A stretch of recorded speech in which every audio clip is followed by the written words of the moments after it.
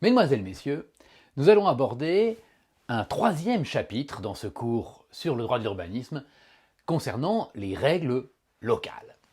Chapitre troisième, les règles locales, dans lequel nous allons voir, outre les cartes communales que nous avons déjà abordées, les deux plans les plus connus, les plus importants en droit de l'urbanisme, que sont d'un côté le schéma de cohérence territoriale, le SCOT, et de l'autre côté, le plan local d'urbanisme, le fameux PLU. Alors ces plans ont été créés en 2000 avec la loi Solidarité Renouvellement Urbain et ils ont remplacé des plans qui existaient antérieurement. Le premier plan était le schéma directeur qui a été remplacé par le schéma de cohérence territoriale et le second était le plan d'occupation des sols qui a été remplacé par le plan local d'urbanisme. La décentralisation avait évidemment été au cœur de la création de ces plans, même si, en réalité, il y avait déjà des schémas directeurs d'aménagement et d'urbanisme en 67, c'est-à-dire avant la décentralisation, et des plans locaux d'urbanisme aussi.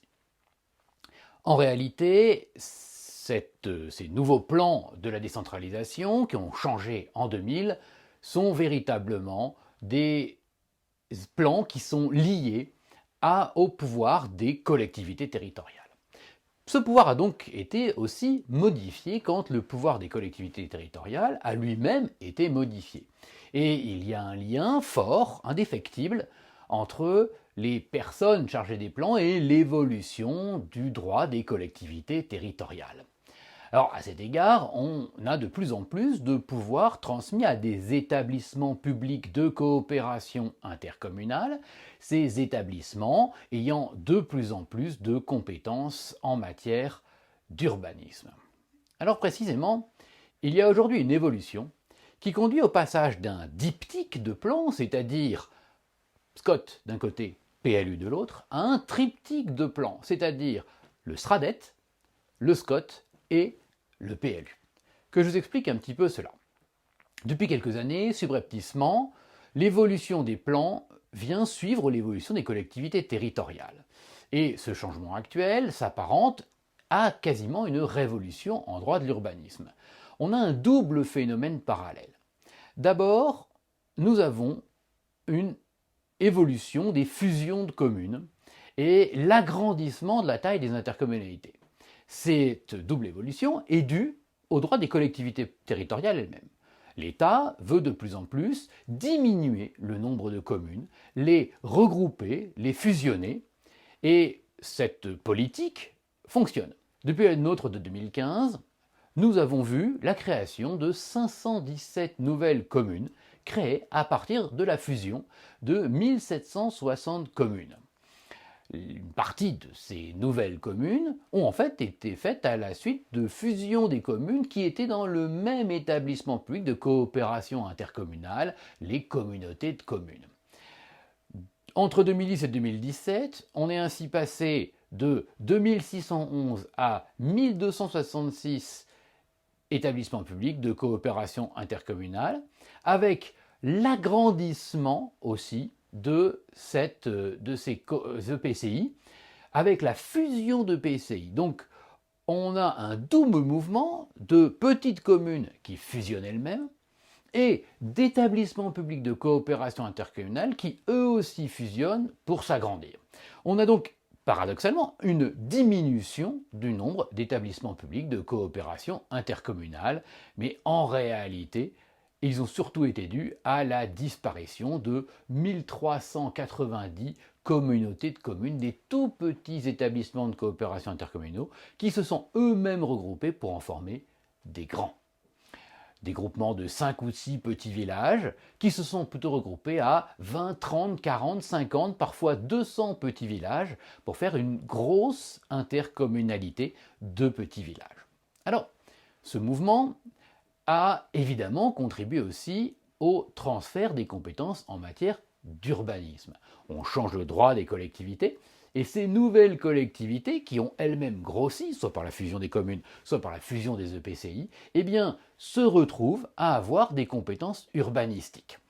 Et les dernières grandes lois, je parle ici des lois ALUR, NOTRe et MAPTAM, eh bien ces lois ALUR, NOTRe et MAPTAM ont contribué au transfert des compétences des PLU aux intercommunalités. Il y avait auparavant déjà des plans locaux d'urbanisme intercommunaux.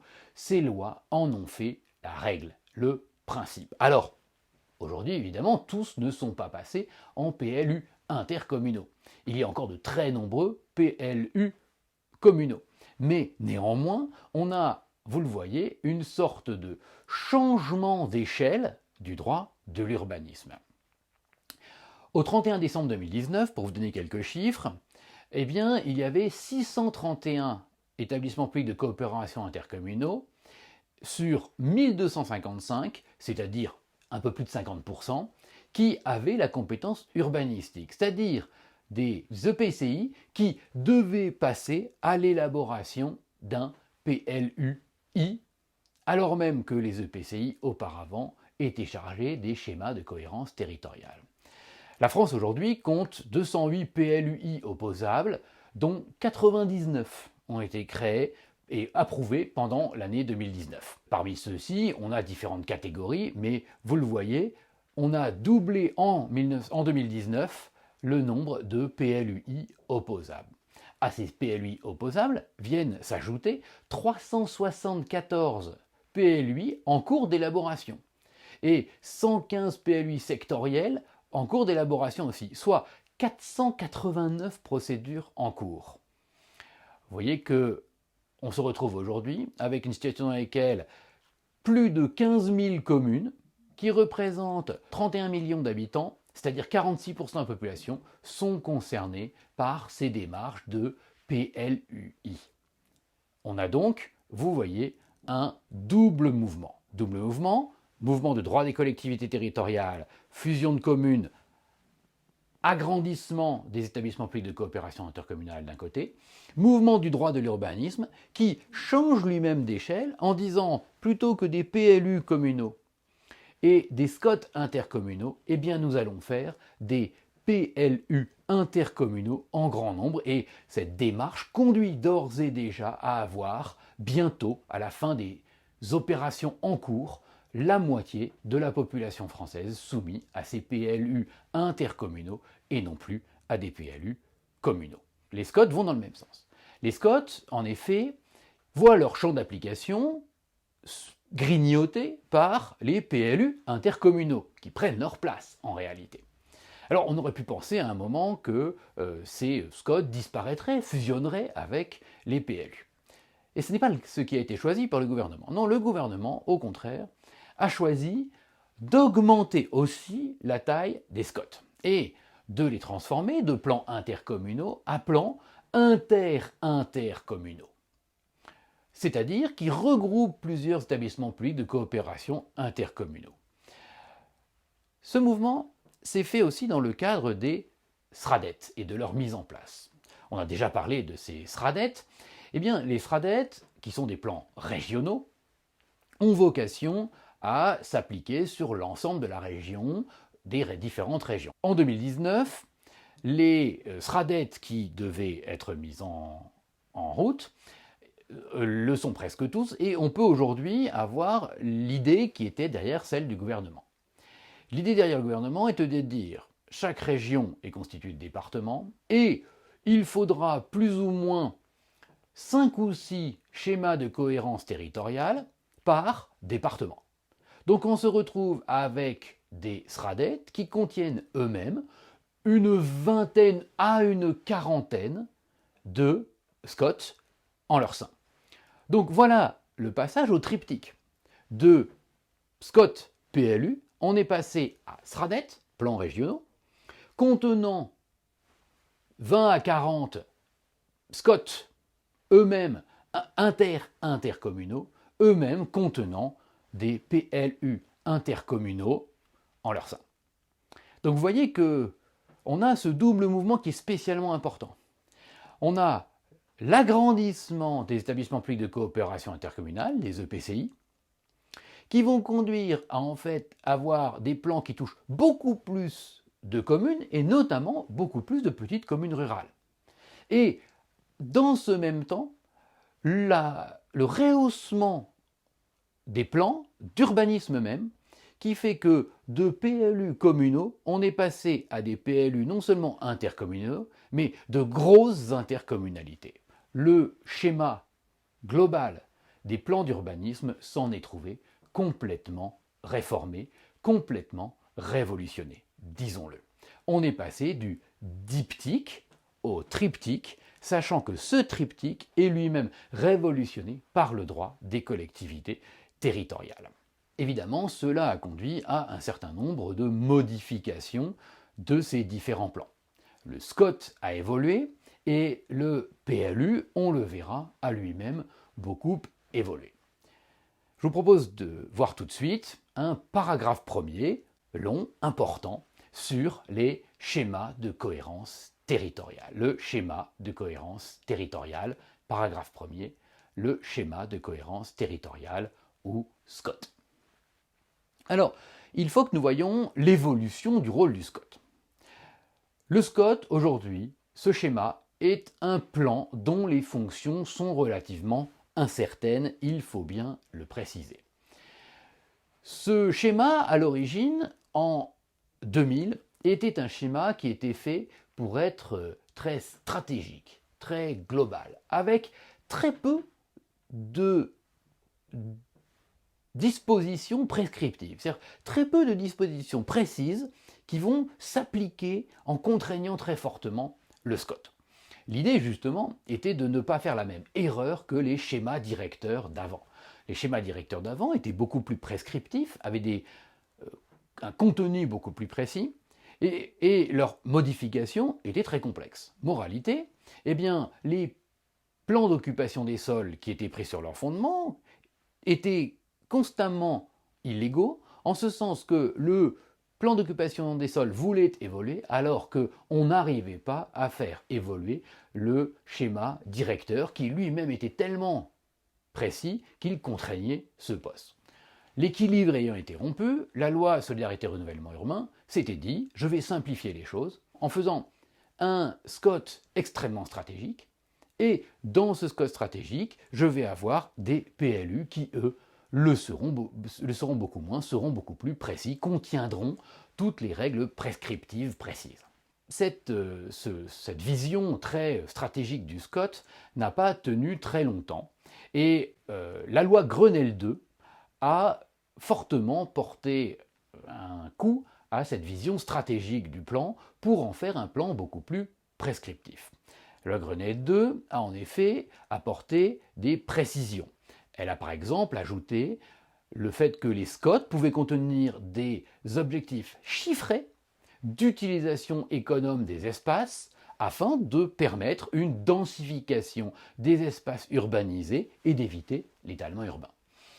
Ce SCOT, depuis la loi Grenelle II, prévoyait aussi de ventiler par secteur géographique ces objectifs précis, quantifiés, et donc de déterminer où est-ce qu'on allait pouvoir beaucoup plus construire, où est-ce qu'il fallait moins construire, là où on allait s'étaler ou pas. Vous le voyez, un caractère très précis et par conséquent très contraignant sur les PLU qui allaient être pris sur le fondement de ces SCOT.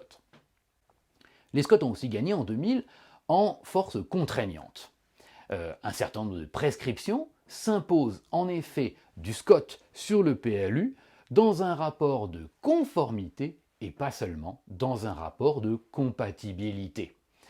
En plus de ça, un PLU contraire au SCOT est parfois rendu inopposable passé un délai de 24 mois suivant la publication du schéma modifié ou approuvé. C'est-à-dire que dès lors qu'on modifie le SCOT, si le PLU n'est plus compatible avec le SCOT, eh bien ce PLU n'est plus applicable. Vous vous rendez compte du poids que prend le SCOT sur le PLU en étant plus précis et plus contraignant. La plus grande des règles à cet égard est l'interdiction faite aux communes d'ouvrir à l'urbanisation une zone du PLU en l'absence de SCOT. Donc cela oblige en plus à avoir de plus en plus de SCOT de manière à être certain que les PLU puissent au moins permettre l'ouverture des zones à l'urbanisation. Voyez donc qu'on a un peu déséquilibré le rapport qu'avait créé la loi SRU en 2000 avec la loi Grenelle II un peu plus tard.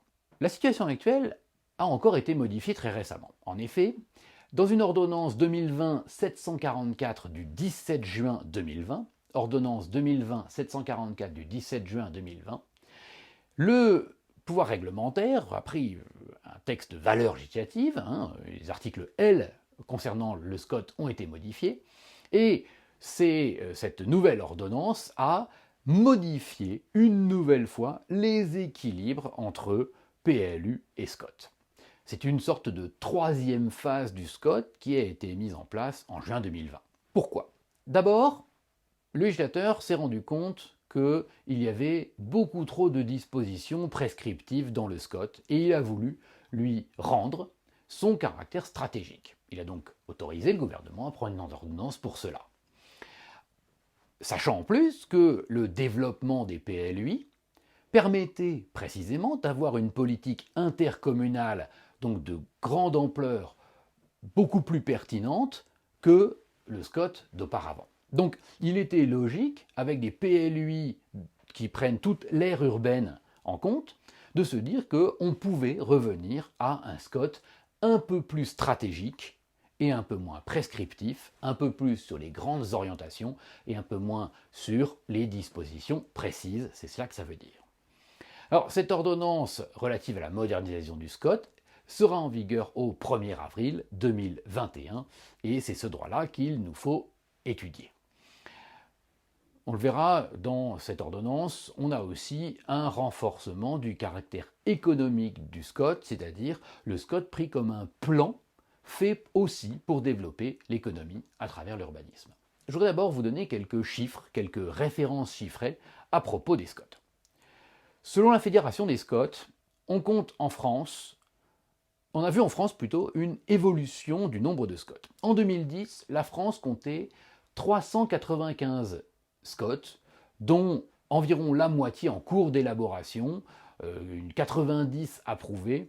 Ces 395 SCOT de 2010 représentaient environ 2 tiers de la population française, c'est-à-dire environ 45 millions d'habitants. En 2015, de 395 SCOT, on était passé à 448 SCOT, un gain d'une cinquantaine de SCOT en 10 ans. Ces SCOT, 271 étaient approuvés, c'est-à-dire qu'on avait beaucoup plus de SCOT en vigueur, les autres étant arrêtés ou en projet. Cela représentait déjà, en 2015, 25 137 communes pour 51 millions d'habitants. Vous voyez que non seulement on avait gagné une cinquantaine de SCOT, mais on avait couvert beaucoup plus d'habitants, puisqu'on avait gagné plus de 7 millions d'habitants de couverts en plus. Au 1er janvier 2019, les chiffres sont encore plus impressionnants. On a 470 SCOT qui sont en cours appliqués, représentant 62,8 millions d'habitants, soit 94% de la population française. Ce sont des chiffres impressionnants. C'est cette évolution du SCOT de 395 en 2010 à 448 en 2015 et à 470 en 2019 montre que le SCOT est un plan qui a pris aujourd'hui toute son ampleur. Quel est l'avenir? L'avenir, c'est certainement un petit peu moins de SCOT. Pourquoi un petit peu moins de SCOT? Parce que les intercommunalités fusionnant, les intercommunalités perdent en nombre, et comme le SCOT est porté par des intercommunalités, il est possible qu'il y ait un petit peu moins de SCOT. En revanche, l'objectif est de couvrir encore plus d'habitants, même si, encore une fois, avec 94% de la population et 86% du territoire, on est arrivé en 2019 à un chiffre déjà extrêmement haut. Alors quels sont les textes de référence sur ces SCOT? Sur le plan textuel, on a eu la recodification du titre 1 en 2015, et cette recodification a spécialement clarifié la situation des SCOT. Aujourd'hui, le titre 4 du livre 1, c'est-à-dire les articles 141 et suivants, concernent le SCOT. Cela recouvre les articles L141.1 à L145.1 et qui sont organisés en 5 sous-parties, c'est ce qui justifie le L141 à L145. Voilà. D'abord, on a un certain article sur le contenu du SCOT. contenu du SCOT, L141.1 à L141.19 et R141.1 à 9. Deuxième groupe, les effets du SCOT. C'est les articles L142.1 à 5 et R142.1 à 3. Puis les procédures d'élaboration, d'évaluation et d'évolution du SCOT, les articles L143.1 à 50 et R143.1 à 16. Et puis les documents tenant lieu de SCOT, L144.1 du Code. Depuis 2020, on va avoir un nouveau, l'article L145.1, qui concerne les projets d'aménagement stratégique de cohérence territoriale tenant lieu de projets de territoire que nous n'aborderons pas. Aujourd'hui, ces dispositions sur le SCOT représentent 104 articles clairement agencés, alors qu'avant l'ordonnance du 17 juin 2020, il s'agissait de 110 articles, tout aussi bien agencés, soit dit en passant. On notera que les articles réglementaires, au moment où je fais cette vidéo, n'ont pas été modifiés. Il faut attendre un décret d'application de l'ordonnance pour réussir à avoir les nouveaux articles réglementaires. La réforme entrant au 1er avril 2021, eh bien, a priori, il y a encore du temps pour que ce décret soit en vigueur et soit pris par le gouvernement. Alors, nous allons voir différents éléments sur le SCOT et je vous propose de commencer par un grand A, le contenu des SCOT, 3 parties pour un document. Grand A, le contenu des SCOT, 3 parties pour un document. Grand A, le contenu des SCOT, 3 parties pour un document. Alors, l'analyse du contenu du SCOT conduit à envisager à la fois les anciennes parties de ce SCOT, mais aussi les nouvelles parties de ce SCOT. La question qu'on peut se poser avant de commencer sur ce contenu, c'est de se poser la question de savoir si le SCOT est ou n'est pas un plan central du droit de l'urbanisme. Aujourd'hui, clairement, le SCOT est devenu un plan stratégique extrêmement important. On le voit d'ailleurs à sa position dans cette hiérarchie, dans ce triptyque. Quand on passe à un triptyque, on voit bien qu'au milieu, il y a le SCOT. Le SRADET concerne la région, le SCOT est le plan central stratégique et on a le PLU pour les dispositions beaucoup plus précises. D'abord, il ne faut pas oublier non plus que le SCOT a perdu son caractère intercommunal. Aujourd'hui, dans la majorité des cas, il va être pris par un établissement qui va chapeauter plusieurs intercommunalités, le plus souvent un établissement public créé uniquement pour qu'il soit géré, qui va regrouper des intercommunalités, et donc toutes les communes qui vont être en dessous. Ensuite, il se transforme, ce SCOT, puisqu'il est aussi de plus en plus un document intégrateur, c'est-à-dire qu'il va faire le lien entre d'autres politiques publiques, par exemple les politiques environnementales, le développement des équipements publics, ou des politiques qui concernent le développement de l'économie, et puis le droit de l'urbanisme. Il va transformer ces objectifs d'autres plans en des objectifs urbanistiques qui vont se traduire dans la ville, dans les grandes lignes, ces grandes lignes étant mises en œuvre précisément par les PLU. Donc vous voyez, on a véritablement au centre un élément qui va transformer l'aménagement du territoire de manière très large en du droit de l'urbanisme qui va être simplement précisé par le PLU dans chaque intercommunalité ou chaque commune selon les cas. Ce SCOT est constitué de 3 parties différentes. 3 parties différentes que l'on voit à l'article L141.2 du Code de l'urbanisme. 3 parties différentes de l'article L141.2. Jusqu'à l'ordonnance du 17 juin 2020, ces 3 parties étaient différentes. Alors auparavant, c'est-à-dire encore dans les SCOT en vigueur aujourd'hui, eh bien nous avions le rapport de présentation, le projet d'aménagement et de développement durable, le PADD, et puis le document d'orientation et d'objectifs. Rapport de présentation, projet d'aménagement et développement durable et document d'orientation et d'objectifs. Aujourd'hui, ces documents ont été modifiés par l'ordonnance du 17 juin 2020 et deviennent d'abord un projet d'aménagement stratégique, le PAS, PAS. Le projet d'aménagement stratégique remplace en réalité le rapport de présentation et le projet d'aménagement et développement durable, le PADD. Donc le rapport de présentation et le PADD, les deux anciens premiers documents, fusionnent pour devenir le projet d'aménagement stratégique avec d'autres éléments. Ce n'est pas qu'une fusion, il y a bien entendu des modifications. Donc, on voit dans ce terme d'ailleurs l'idée que le SCOT va redevenir un peu plus stratégique. On a ensuite, deuxième document, le document d'orientation et d'objectifs, le DOO, qui était le troisième document auparavant et qui devient le deuxième document aujourd'hui. Ce document d'orientation et d'objectifs va lui-même être modifié. On le retrouve aux articles L141, 3 à 14 du Code de l'urbanisme. Le projet d'aménagement stratégique, le PAS, on le retrouve lui à l'article L141.3 du Code de l'urbanisme. Et puis, troisième document nouveau, ce sont les annexes que l'on va retrouver, dont le contenu va être précisé, aux articles L141.15 à 19 du Code de l'urbanisme. À ces trois documents officiels, projet d'aménagement stratégique, document d'orientation et d'objectifs et annexe, il faut ajouter un quatrième document non obligatoire, le programme d'action du schéma de cohérence territoriale. Ces programmes d'action du schéma de cohérence territoriale, ce qui sera sûrement appelé le PASCOT, ce qui est un peu bizarre comme acronyme, le PASCOT va se retrouver à l'article L141.19. Je voudrais dire deux mots maintenant de manière à évacuer cette question.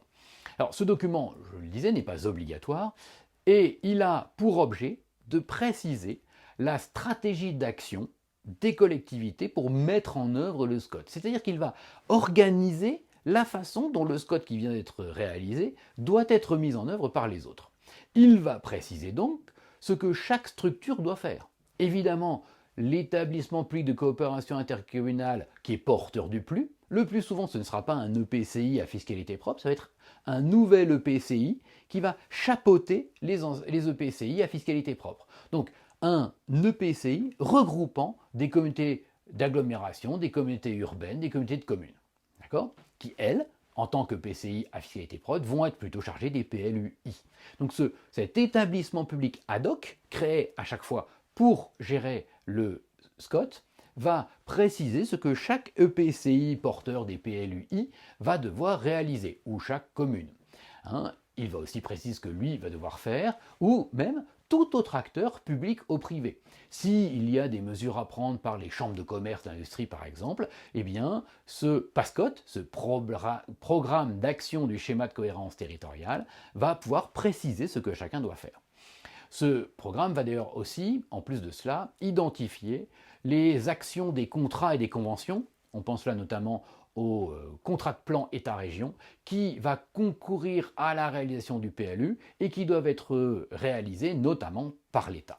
Donc, vous voyez, l'idée de ce programme d'action du schéma de cohérence territoriale de l'article L141.19, c'est bien d'essayer d'organiser la mise en œuvre. Il n'est pas obligatoire, je ne doute pas beaucoup qu'il sera malgré tout pris dans beaucoup de cas. On notera que si les articles sur le contenu du SCOT sont moins précis, la volonté des auteurs de l'ordonnance du 17 juin 2020 est de laisser moins de possibilités aux EPCI porteurs de SCOT. En réalité, on va voir qu'un certain nombre d'articles ont disparu qui disaient « le SCOT peut aussi avoir tel ou tel rôle ». Et en empêchant les collectivités de développer les rôles du SCOT, eh bien, la nouvelle réforme va éviter que le porteur du SCOT veuille transformer ce plan en espèce de super PLUI, c'est-à-dire un plan trop précis.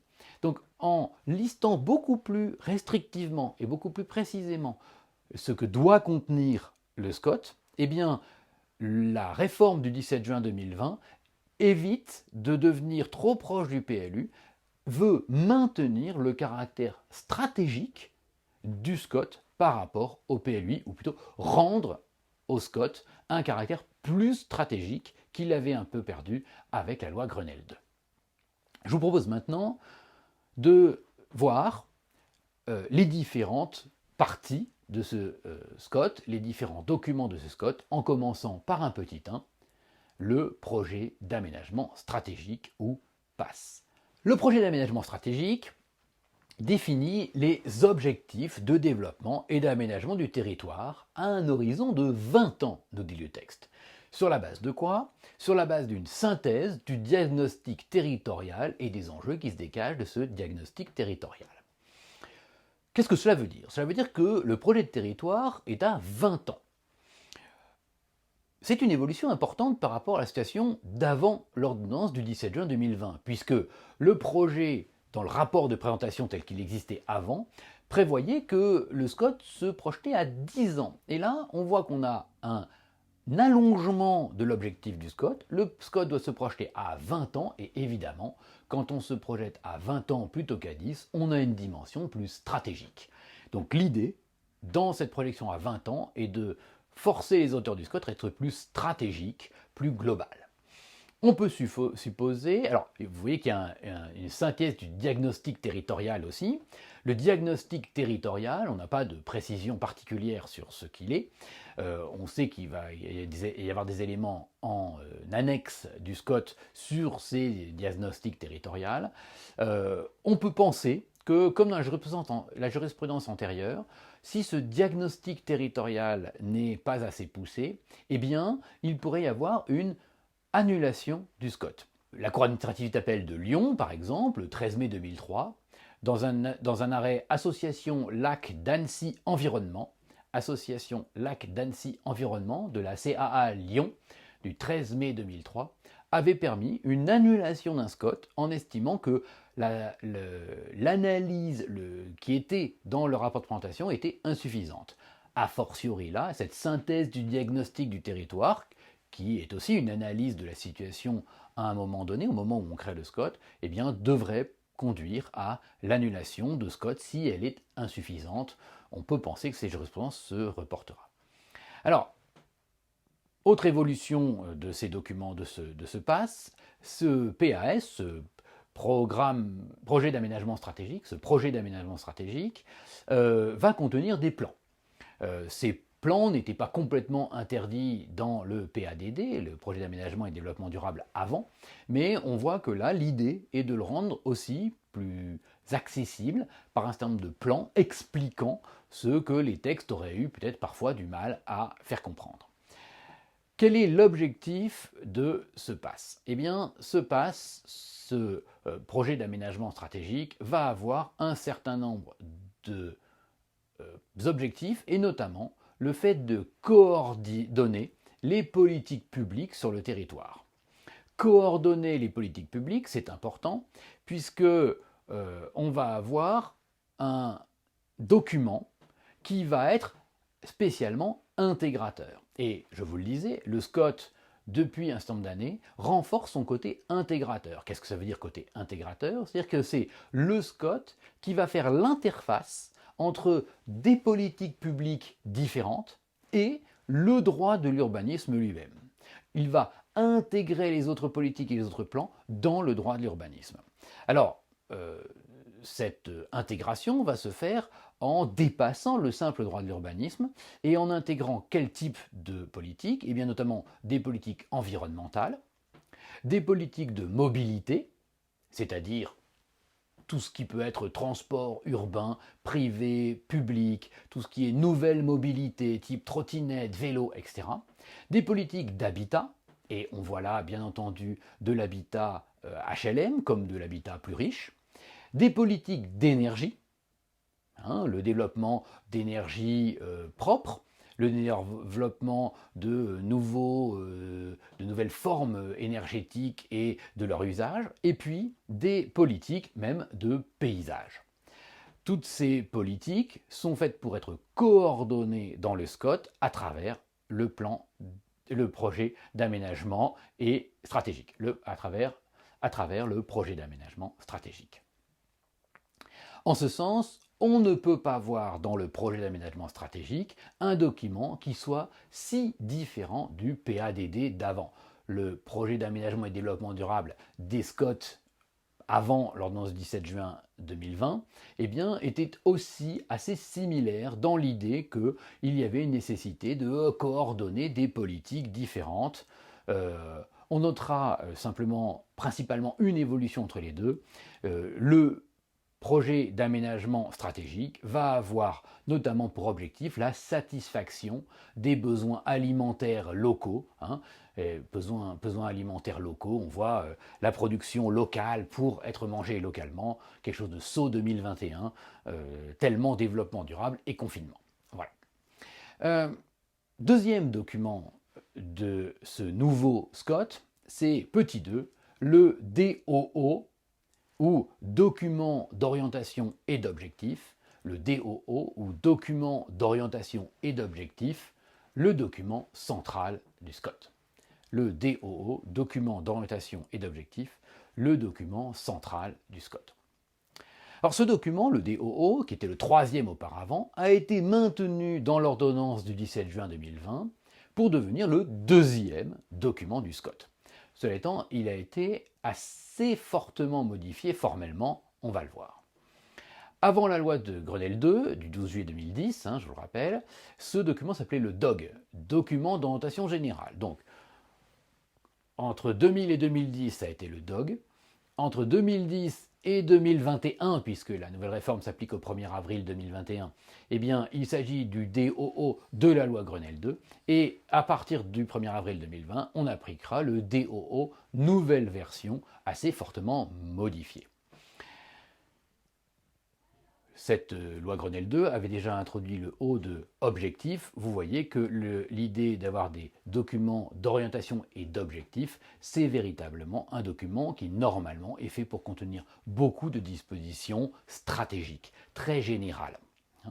Alors, d'abord, un petit A sur quelques généralités du DO avant de voir dans un petit b l'organisation et la valeur contraignante du DO. D'abord, petit a, généralité sur le DOO.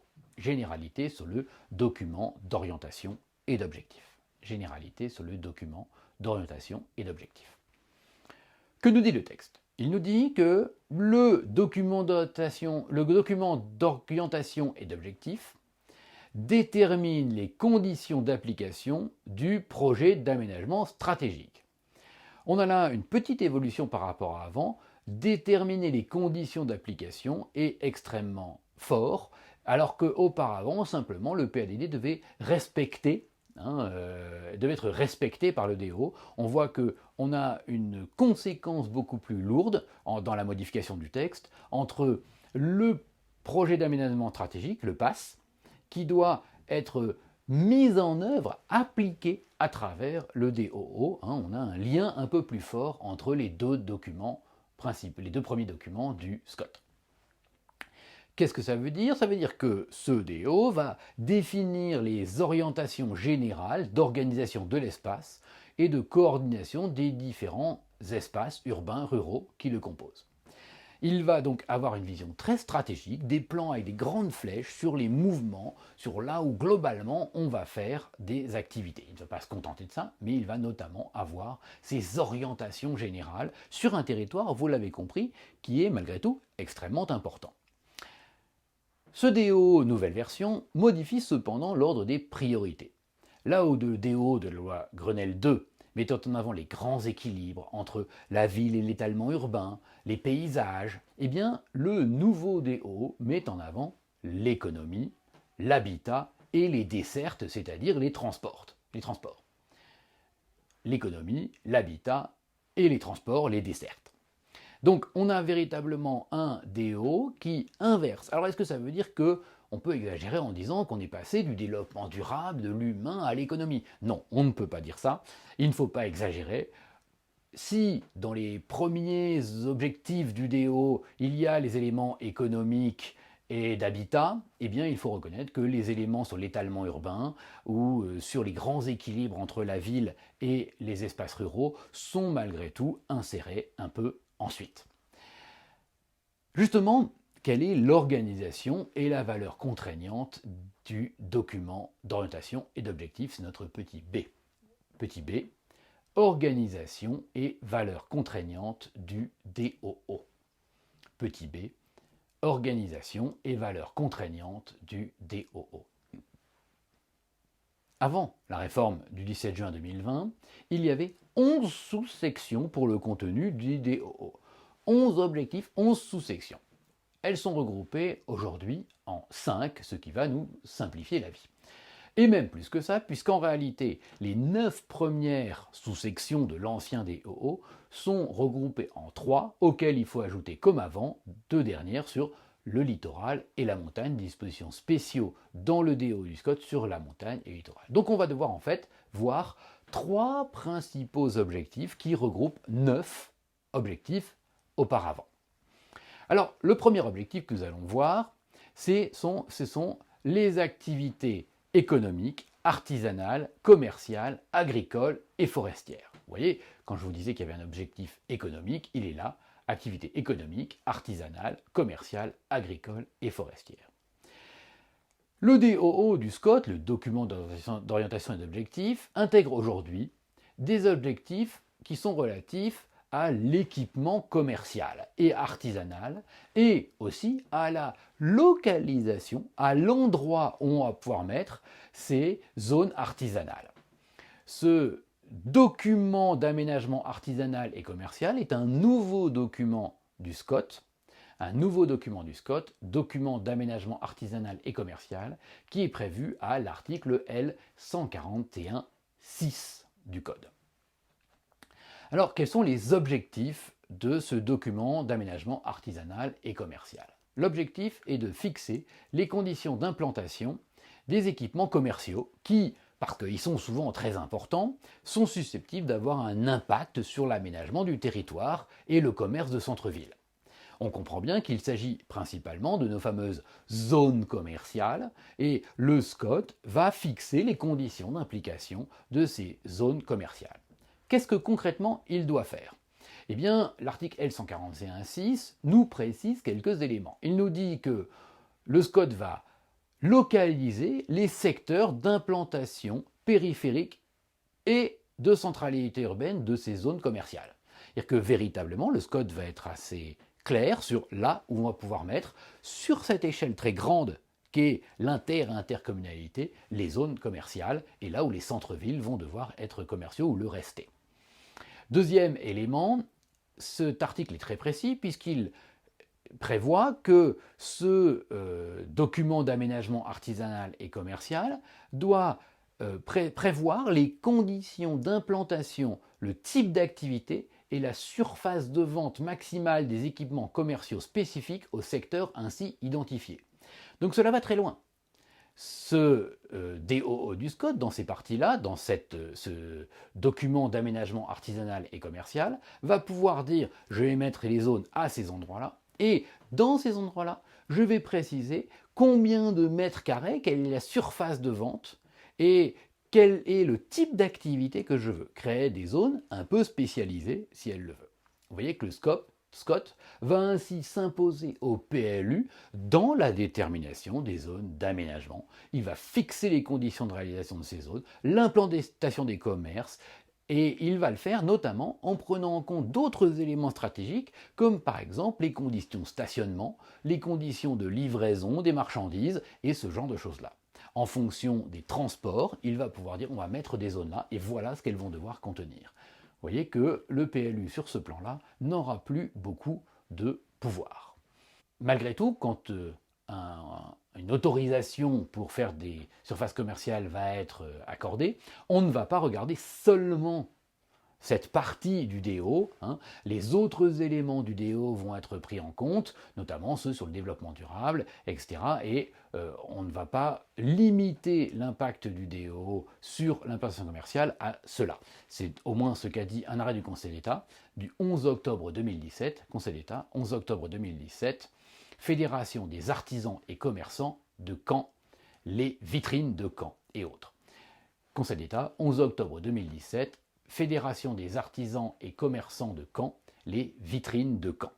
Voilà. Une nouveauté de plus, le Code prévoit que l'annulation de ces dispositions-là précises dans le DO, ce document d'aménagement artisanal et commercial, s'il est annulé, eh bien, n'aura pas d'influence sur la légalité globale du SCOT. Il est évident que de nombreux grandes enseignes avec de fortes potentialités de recours, avec assez d'argent pour contester un refus d'implantation, etc., ou mauvaise écriture de ce document d'aménagement artisanal et commercial pourrait faire un recours. Et le législateur ou le pouvoir réglementaire qui a écrit l'ordonnance avait peur que les recours contre ce document d'aménagement artisanal et commercial ne conduisent à une annulation de l'ensemble du SCOT. Donc ils ont précisé dans le texte, à l'article L 141.6, que si des documents d'aménagement artisanal et commercial, le DAAC, on va dire certainement, si ce DAAC est annulé, cela n'a pas d'effet sur la légalité des SCOT.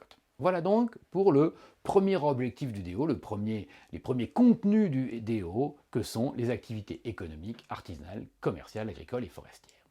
Deuxième élément contenu dans le DO, deuxième grand objectif sur 3, le DO va prévoir l'offre de logements et d'habitats renouvelés, l'implantation des grands équipements et services qui structurent le territoire, ainsi que l'organisation des mobilités.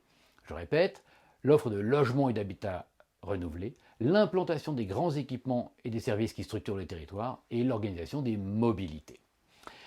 Ces éléments sont précisés à l'article L 141.7 du Code de l'urbanisme, L 141.7, qui prévoit des dispositions assez précises. D'abord, le DO du SCOT va pouvoir fixer des objectifs d'offre de nouveaux logements par secteur géographique.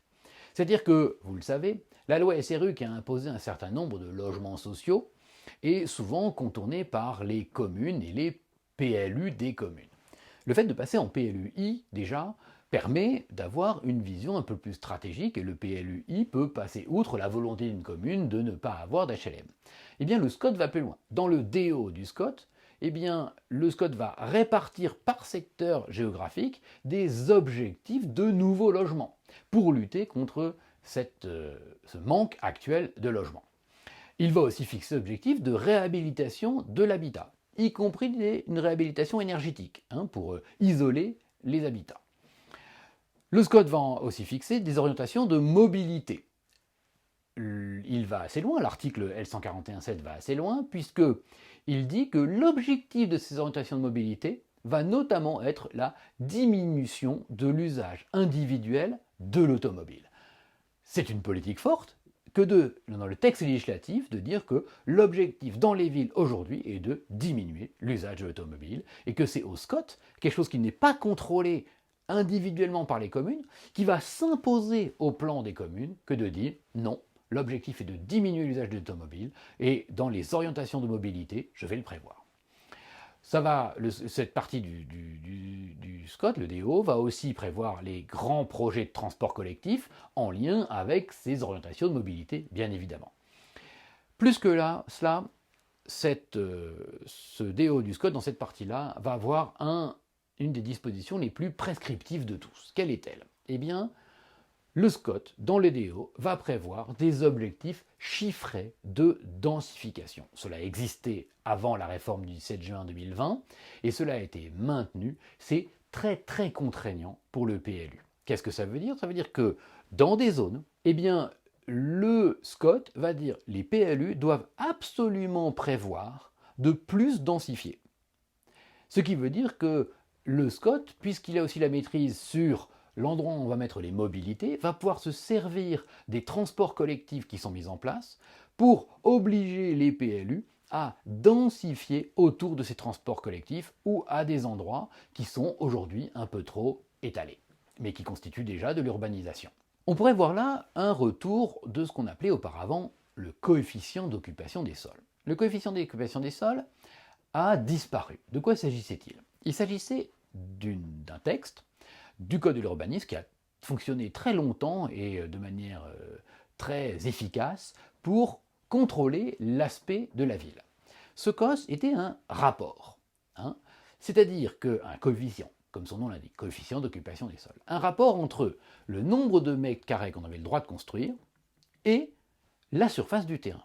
Ainsi, lorsque l'on construit avec un COS de 1, cela veut dire qu'on peut construire 1 mètre carré de surface habitable, qui ont eu plusieurs noms entre-temps, mais je vais utiliser le terme surface habitable, 1 mètre carré de surface habitable, qu'on appelle aujourd'hui surface de plancher des constructions, pour être plus précis, par mètre carré de terrain. Si vous aviez un terrain de 200 mètres carrés, vous pouviez construire jusqu'à 1 mètre carré de surface habitable. Si vous faisiez un immeuble à un étage, ça veut dire que vous pouviez avoir sur vos 200 mètres carrés, 100 mètres carrés de jardin et 200 mètres carrés de maison, une surface de 100 mètres carrés avec un étage.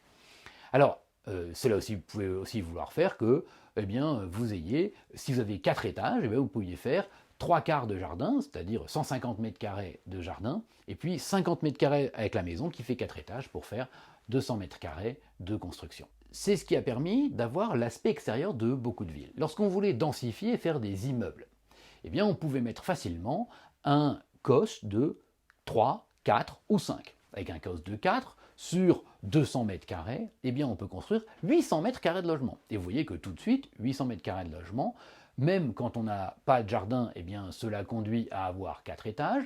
Mais si on veut avoir une petite cour dans cet immeuble, eh bien, on peut facilement pousser à construire 5 ou 6 étages de hauteur. A l'inverse, certaines zones avaient des coefficients d'occupation des sols de 0,3.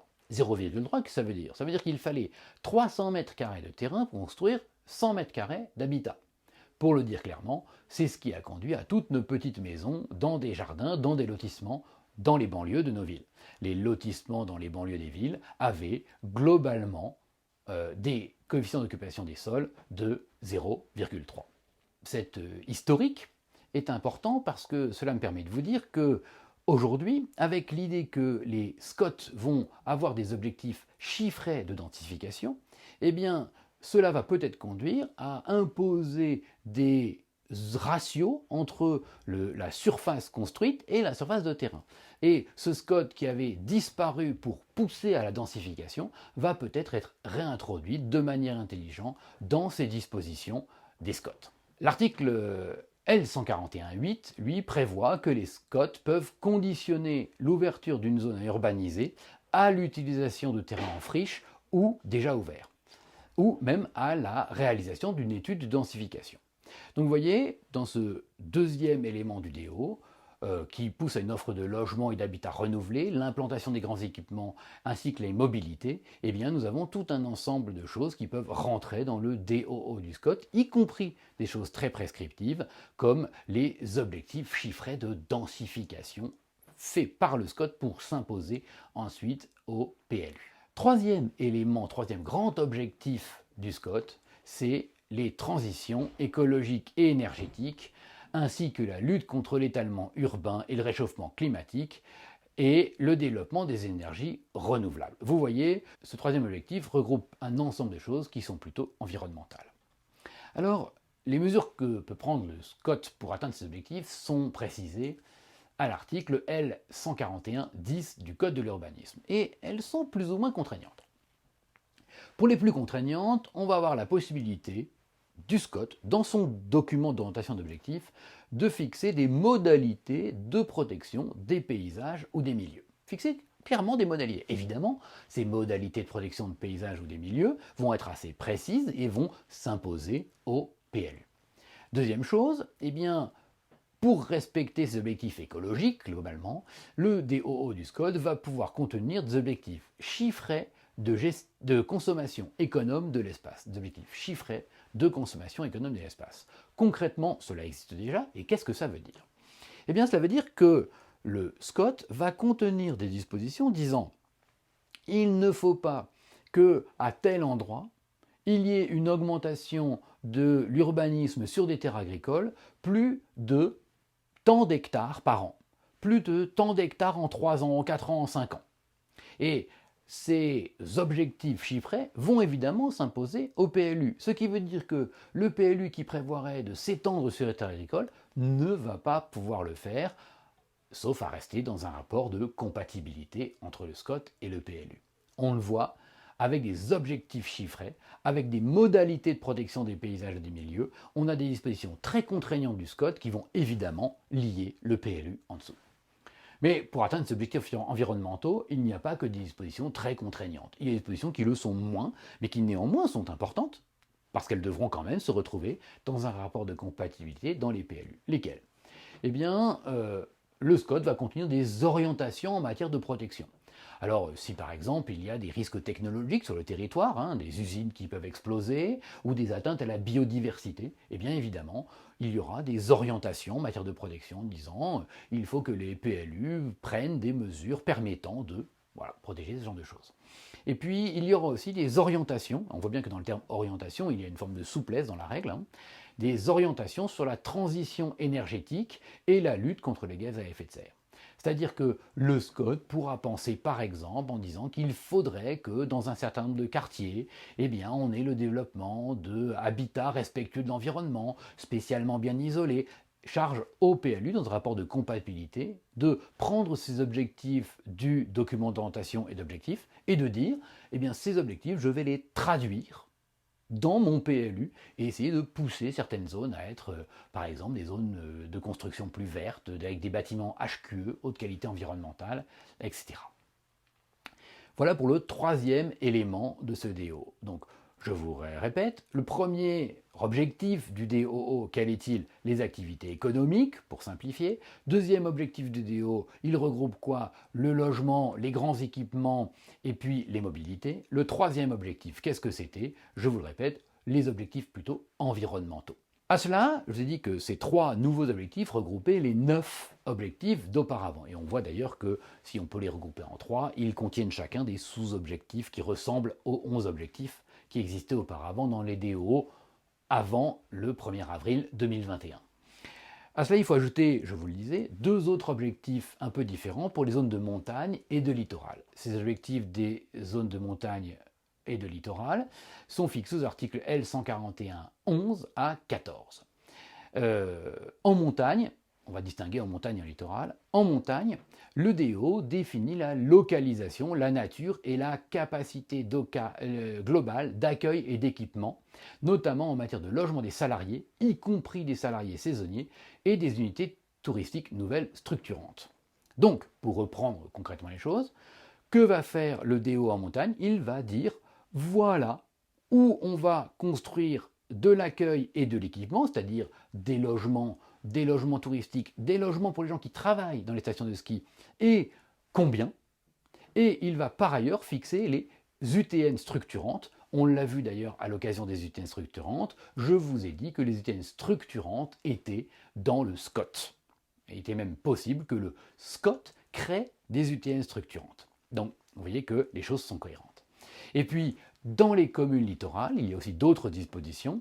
Alors, dans les communes littorales, le SCOT va fixer les zones déjà urbanisées de la commune de la littorale, c'est-à-dire qu'on va avoir les zones déjà urbanisées qui vont être définies dans le SCOT directement. Vous voyez que le PLU ne va pas définir lui-même quelles sont les zones déjà urbanisées. Dans un rapport de compatibilité, cela va s'imposer au PLU. Le DO du SCOT va aussi contenir un document avec les mêmes objectifs que le schéma de mise en valeur de la mer, c'est-à-dire le rapport entre ce qu'on fait sur Terre et ce qu'on fait dans la mer correspondante.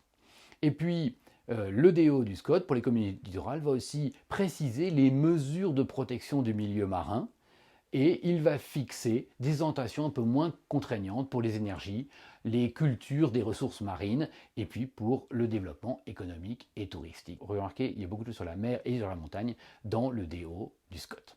Je vous propose de voir la suite, c'est-à-dire le petit 3 sur les annexes du SCOT, dans une prochaine vidéo.